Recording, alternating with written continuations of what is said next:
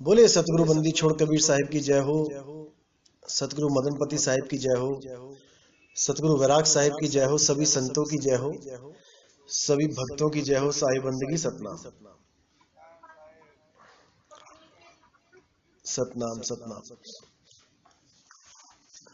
तो आज जो हम सत्संग स्टार्ट कर रहे हैं, आज हमारा विषय वही जो हमने परसों किया था, देही गुरु और विदेही गुरु में अंतर करेंगे और कि क्या है देही गुरु, क्या है विदेही गुरु, सच्चा गुरु कौन है, अधूरा गुरु कौन है। आज इस पे सारा डिस्कस करेंगे। जैसे मैंने पहले भी बताया था कि वस्तु आपको कोई दे नहीं सकता, वस्तु आप किसी से ले नहीं सकते, क्योंकि वो निज वस्तु है, वो निज नाम है, वो लिया और दिया नहीं जाता। अच्छी तरह समझ ले इस बात को। उस वस्तु को कोई ले नहीं सकता, उस वस्तु को कोई दे नहीं सकता। वो वस्तु केवल लखाई जाती है। लखाई का मतलब क्या होता है? जैसे आपकी सूरत को किसी चीज का लखाव करा देना, यानी कि आप भटक रहे हो, आपको वो वस्तु दिख नहीं रही है, लेकिन आपको बोध करा देना उस वस्तु का। तो भले वो चीज दिख नहीं रही है, लेकिन आपकी सूरत को आइडिया हो जाता है कि वो वस्तु कहाँ है, कैसे मिलेगी। जैसे मान के चलो कि कोई पुलिस ऑफिसर अपने थाने में बैठा है और किसी चोर की तलाश की जा रही है। वो चोर छुपता छुपता शहर में घूम रहा है। किसी मुखबिर ने पुलिस में फोन कर दिया, यानी जो लोग चोरों की, डकैतों की, क्रिमिनल की इंफॉर्मेशन देते हैं पुलिस को, उसने पुलिस को फोन कर दिया कि जो आप चोर ढूंढ रहे हो वो दिल्ली के लाल किले के गेट के पास खड़ा है। अब जब ये इंफॉर्मेशन पुलिस वालों के पास पहुंच गई, तो पुलिस वालों ने उस चोर को भी देखा नहीं है कि वो कहां खड़ा है, किन कपड़ों में खड़ा है, लेकिन उनको लखाव हो गया वहीं बैठे बैठे। अब वो पूरी दिल्ली में कहीं नहीं जाएंगे, ना वो चांदनी चौक जाएंगे, ना वो इंद्रप्रस्थ जाएंगे, ना वो वेलकम जाएंगे, ना वो कहीं और जाएंगे। वो सीधे लाल किले के गेट पे पहुंचेंगे, जहां पर उस मुखबिर ने लखाव कराया है कि चोर कहां मिलेगा। सीधी जीप उनकी कहां जाएगी? ठिकाने पे पहुंचेगी। इसको कहते हैं लखाव कराना। इसी प्रकार सतगुरु क्या करता है? हमारी सूरत को लखाव कराता है कि ये सूरत कहां पहुंचानी है तुमने, ये सूरत कहां फंसी हुई है, और इसको कैसे निकाल के अपनी मंजिल, अपने धुर घर तक, अपने निज घर तक लेके जाना है। क्योंकि ये संसार में बुरी तरह फंसी हुई है, 5 तत्वों में उलझी पड़ी है। 5 तत्वों के द्वारा जितनी भी सृष्टि बनी है, सब में उलझी पड़ी है। तो उसी उलझन को खत्म करके, यानी सारी सृष्टि का ज्ञान देके कि ये मिथ्या है भाई, ये स्वप्न मात्र है। आज तुम करोड़पति हो, केवल स्वप्न मात्र हो। आज प्राण निकल गए और गलती से किसी झोपड़पट्टी वाले के घर में पैदा हो गए, तो अब तुम करोड़पति नहीं, अब तुम रोडपति बन गए। अब फिर वही जीवन चलेगा, 1-1 रुपए के लिए संघर्ष करोगे। कितना ही धन इकट्ठा कर लो, वो किसी काम नहीं आता अगले जन्म में। इसलिए कबीर साहब बार बार समझाते हैं कि भाई गुरु धारण करो, गुरु धारण करो, क्योंकि जो ज्ञान आप प्राप्त कर रहे हो, जो मूल ज्ञान, यहां तक कि पवित्र ज्ञान भी जो प्राप्त किया है, वो भी बिना गुरु के प्राप्त नहीं कर सकते। आज बहुत से लोग ये अफवाह फैलाते फिर रहे हैं, गलत मैसेज देते फिर रहे हैं कि गुरु करने की जरूरत नहीं है। अरे भाई, बिना गुरु के तो तुम भी एक कदम नहीं बढ़ पाए। बिना गुरु के तो कोई कुछ कर ही नहीं सकता। केवल मन के मते चल सकता है। जो मन करेगा वो करने लग जाओगे, जो मन कहेगा वो करने लग जाओगे। गुरु तुम्हें मन के मते पर चलने से मना करता है। गुरु तुम्हें सही रास्ता दिखाता है। गुरु के बिना कोई उस अवस्था को प्राप्त नहीं कर सकता। इसलिए बहुत इंपॉर्टेंट है गुरु धारण करना। जब तक गुरु धारण नहीं किया, जब तक कल्याण नहीं होगा। अब कई लोग क्या कहते हैं कि सतपुरुष यानी परमात्मा और सतगुरु यानी गुरुदेव जो सत्य का लखाव कराता है, और आत्मा और जीव ये सब एक ही बना के बैठ गए कि ये सब एक ही है। गुरु अंदर बैठा है आत्म रूप में, आत्मा ही गुरु है, बाहरी देही गुरु करने की कोई जरूरत नहीं है। ऐसा भ्रम फैलाया जाता है कि ये जीव किसी भी प्रकार देही गुरु की शरण से बाहर हो जाए, क्योंकि देही गुरु की शरण से बाहर हो गया तो इसका मतलब अब मन के जाल में फंस गया। अब गुरु के कहे नहीं चलेगा तो मन के कहे चलेगा, किसी के कहे तो चलना ही पड़ेगा ना भाई। इसीलिए बाबा नानक ने बिल्कुल क्लियर कर दिया था कि सतपुरुष जिन जानिया, सतगुरु तिसका नाव, तिसके संग सिख उधरे, नानक हरि गुण गाओ। कि जिसने सतगुरु सतपुरुष को जान लिया वही सतगुरु है। सतगुरु कौन है? जिसने सतपुरुष को जान लिया, जिसने सत्य को जान लिया वही सतगुरु है। और उसी सतगुरु के द्वारा आपको सही रास्ता मिलता है।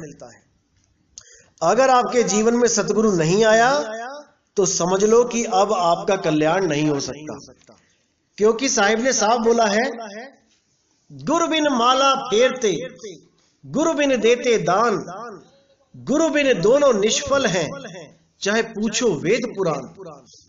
जो गुरु के बिना दान देते हैं, जिन्होंने गुरु धारण नहीं किया है और वो दान देते हैं, साधु संतों को ही भले दान देते हैं, उनको भी वो पुण्य प्राप्त नहीं हो सकता।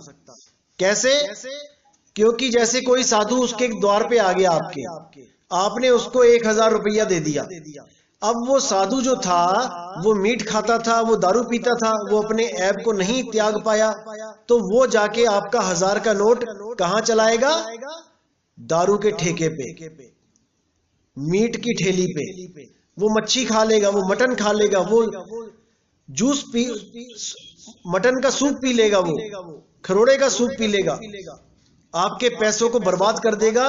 खुद तो पाप करेगा, आपको भी पाप का भागीदार बना देगा, क्योंकि आपने गुरु धारण नहीं किया। आपको दान का भी नहीं पता कि दान कैसे करना चाहिए, किसे करना चाहिए। दान में कभी भी किसी को, जिसको आप जानते नहीं हो, जिस साधु को, उसको पैसे नहीं देने चाहिए। क्या पता वो क्या करता है, क्या पता वो कौन से नशे करता है, कौन से मीट खाता है, दारू पीता है, क्या करता है, आपका पैसा कहां गलत जगह लगवा देगा वो। हाँ, उसको भोजन करा दो, क्योंकि आपके सामने भोजन करेगा और अपना वापस चला जाएगा। आपका भी पुण्य लग गया, भोजन कराना महापुण्य, और उसको भी वो पैसा गलत जगह लगाने से आपने बचा लिया। तो इसी प्रकार गुरु आपको गुर देता है, हुनर देता है, आपको विधि बताता है जीने की भी और मुक्त होने की भी। तो कहते गुरु बिन माला फेरते, गुरु बिन देते दान, गुरु बिन दोनों निष्फल हैं, चाहे पूछो वेद पुराण। वेदों में, पुराणों तक में गुरु धारण करने को बहुत ज्यादा महत्व दिया गया है, क्योंकि गुरु धारण नहीं करोगे तो कहीं ना कहीं गलत जगह फंस जाओगे। केवल गुरु ही एक ऐसी शख्सियत है जो आपको गलत जगह फंसने नहीं देगा, क्योंकि उसने सत्य का सिमरण किया है, सत्य को जाना है, सत्य के साथ एकमेक हुआ है, इसलिए वो सत्य को समझ सकता है, बता सकता है, सत्य के बारे में लखाव कर सकता है और आपकी सारी दुविधाओं को खत्म कर सकता है। आपके अनुभव मात्र को पूछकर वो जान सकता है कि आप सही रास्ते पे हो या नहीं हो। केवल अनुभव थोड़ा सा पूछने पर भी उनको पता लग जाता है कि आप कहां तक की बात कर रहे हो, कहां पहुंचे हो। इसलिए गुरु धारण करना बहुत जरूरी है। अगर गुरु धारण नहीं किया तो भव सागर से कोई बचा नहीं सकता। कबीर साहब ने, नानक साहब ने बार बार गुरु की महिमा गाई, हर बार गुरु की बात करी कि भाई गुरु धारण करो, बिना गुरु के मोक्ष नहीं होगा। लेकिन केवल देही गुरु को ही सतगुरु मत मान लो, देही गुरु को ही परमात्मा मत मान लो। देही गुरु अपनी लिमिट में है, अपनी जगह वो सही है, लेकिन वो जब तक विदेही गुरु का लखाव ना कर दे, जब तक आपकी मुक्ति नहीं हो सकती। विदेही गुरु क्या है? वो शब्द गुरु है। शब्द गुरु यानी कि वो परमपिता परमात्मा अखंड नाद, जो कभी ना पैदा होती है और ना ही जिसका अंत होता है, उसके बारे में कोई बयान कर ही नहीं सकता कि कितनी मधुर आवाज है, क्या चीज है वो केवल और केवल अनुभूति का विषय है। उसको सुनने मात्र से, उसके साथ कनेक्ट होने मात्र से इतना आनंदित हो जाता है, ये सूरत इतनी आनंद में झूम जाती है कि वो हमेशा के लिए वहां रहने को तैयार हो जाती है,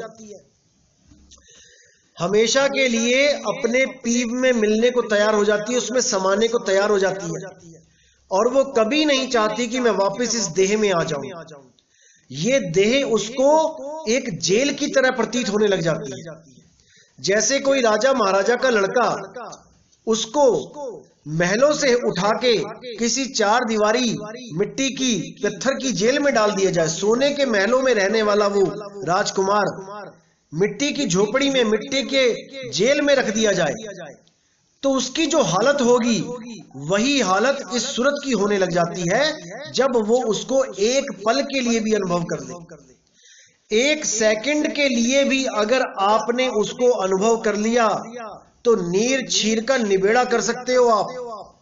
अंत समय में बिना गम खाए, बिना रोए धोए आप इस मिट्टी के शरीर को त्यागने के लिए 100% तैयार हो जाते हो, क्योंकि परमात्मा की वो अखंड आवाज आपको जब सुनने लग जाती है सूरत के द्वारा, तब उसका संदेश यही होता है कि बेटा इस शरीर में अपना मोह त्याग, इस शरीर से निकल और सदा सदा के लिए मेरे में समा जा।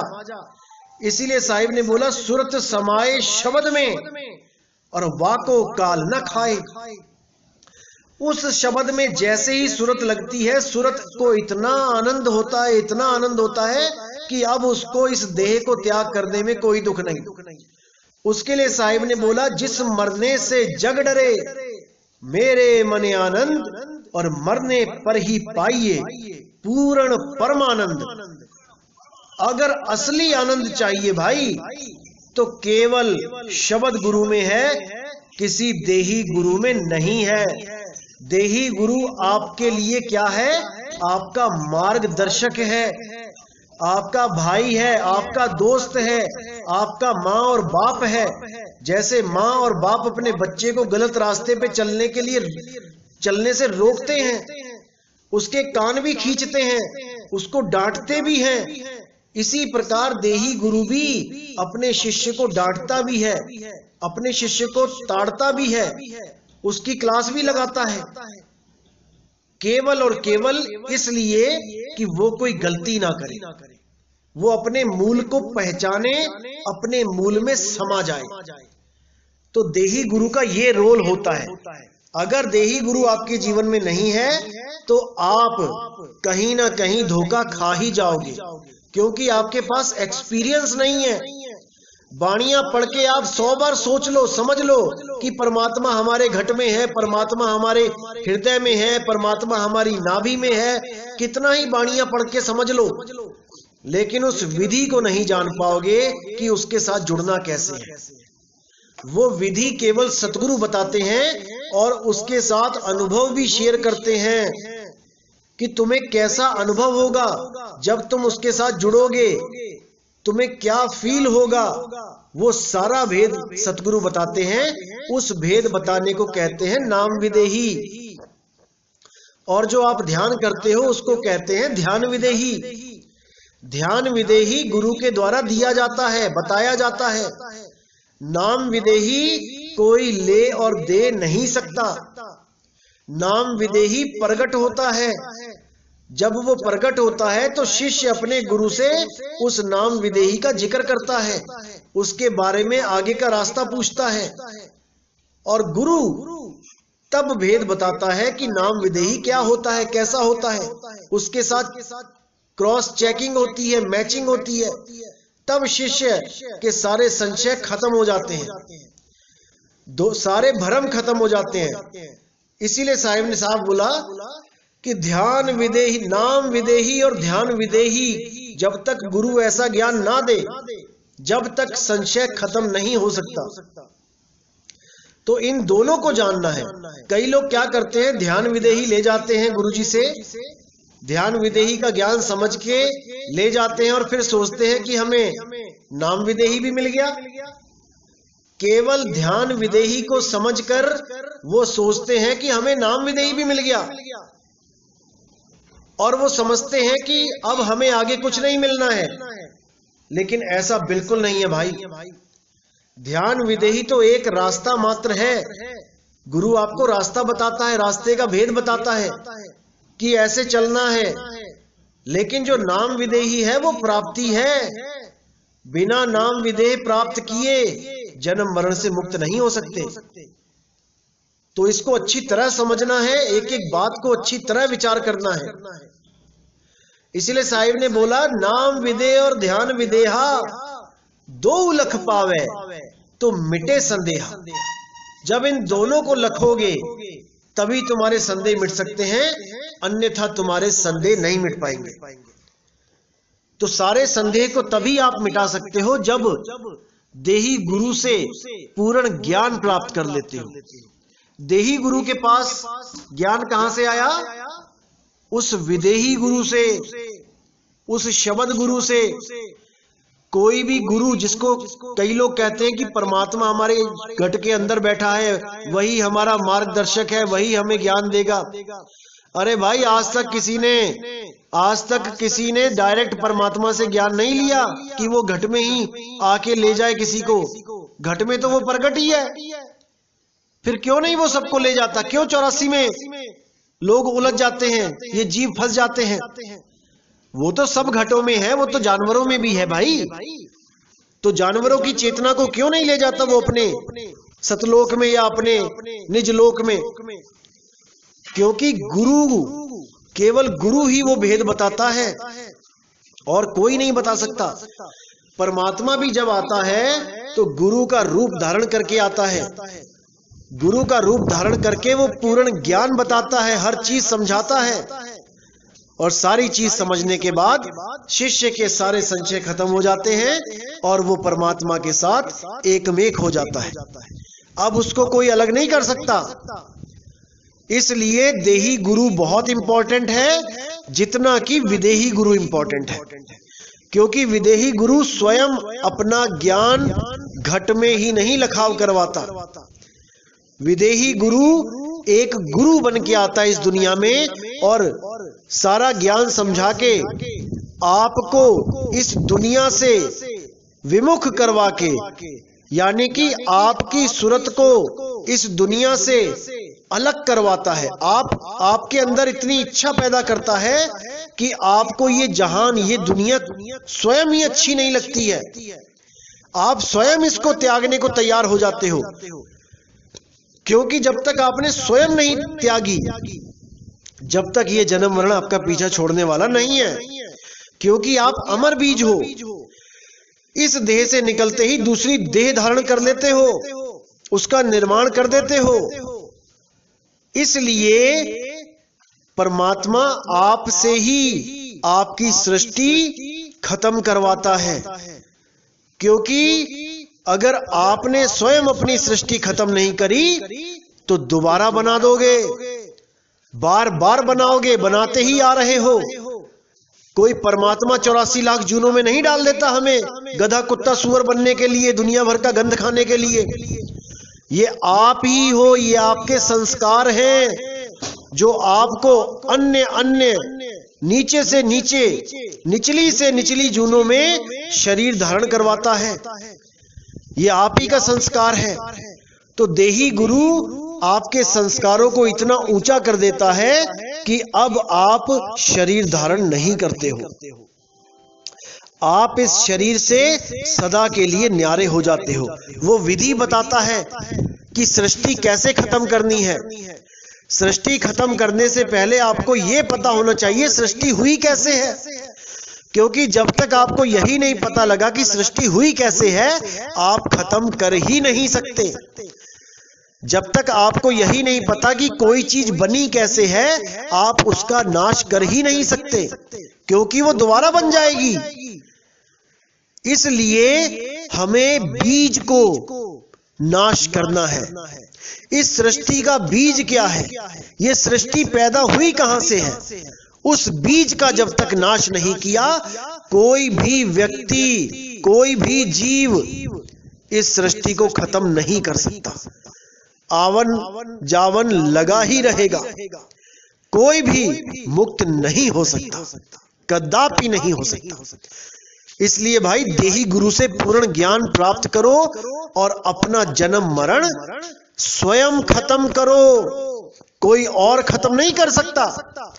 आपको नशे की आदत पड़ी है तो कोई और नहीं छुड़ा सकता, आपको ही अपना विल पावर इतना मजबूत करना पड़ेगा कि आप स्वयं ही उन नशों को छोड़ सकते हो। मदद केवल इतनी सी मिलेगी कि किसी डॉक्टर के द्वारा आपको कोई नुस्खा दे दिया जाएगा, इतनी ही मदद मिलेगी, लेकिन आत्म शक्ति आपकी ही लगेगी, विल पावर आपको ही जगानी पड़ेगी।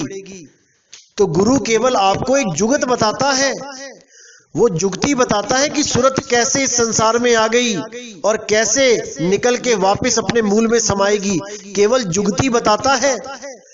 कार्य आपने ही करना है, उस जुगती को आपने ही अमल में लेके आना है, तभी आपकी मुक्ति होगी। अन्यथा आप जितना मर्जी शब्द गुरु करते रहो, जितना मर्जी कहते रहो कि परमात्मा हृदय में प्रकट होगा, प्रेम करने से परमात्मा होगा, जिन प्रेम किया तिन्हीं प्रभ पाया, जितना मर्जी बोलते रहो, ये सब मुक्त नहीं हो सकते, क्योंकि सृष्टि रचना का बीज ही नहीं पता आपको कि बीज कैसे पड़ गया।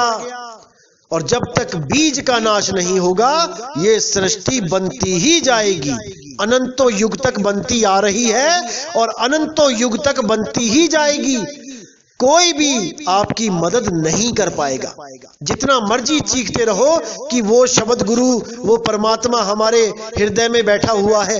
अरे भाई वो तो युगों युगों से बैठा हुआ है, आज तक उसने पार क्यों नहीं कर दिया आपको, और वो युगों युगों तक बैठा ही रहेगा, और तब भी आप पार नहीं हो पाओगे, क्योंकि जब तक देही गुरु के द्वारा आपको वो भेद नहीं मिला, जब तक आपकी गति नहीं हो सकती। तो सृष्टि को खत्म करने का एक ही जरिया है, सृष्टि के बीज को खत्म कर दो।